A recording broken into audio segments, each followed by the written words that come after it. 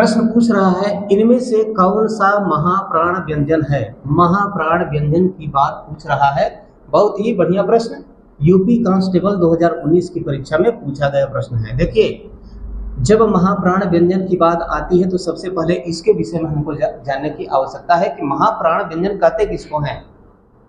तो यह बात आप हमेशा ध्यान में रखिए कि जब किसी व्यंजन का उच्चारण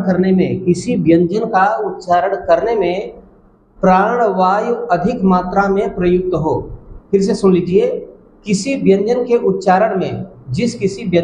उच्चारण में प्राणवायु अधिक प्रयुक्त हो तो वह महाप्राण व्यंजन कहलाता है। दूसरी बात कि हर वर्ग का जो स्पर्श व्यंजन है वह 5 वर्गों में विभाजित है। क से म तक यह 5 वर्गों में विभाजित है और इनकी संख्या 25 है। हर एक वर्ग का जो दूसरा होता है,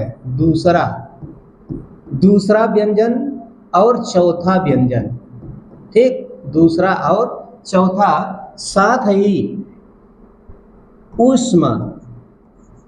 ऊष्म व्यंजन, दूसरा व्यंजन, चौथा व्यंजन और ऊष्म व्यंजन। ऊष्म का मतलब स, ख, स, ह।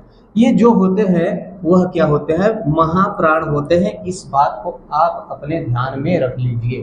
अब यहाँ पर देखिए, विकल्प क में ग दिया गया है, यह तीसरा है, यानी यह उत्तर सही नहीं है। च, छ, ज यह भी सही नहीं है क्योंकि यह भी तीसरा है। त, थ, द, ध, न, हमने क्या कहा? दूसरा और चौथा जो व्यंजन होता है वह हमेशा क्या होता है? महाप्राण होता है।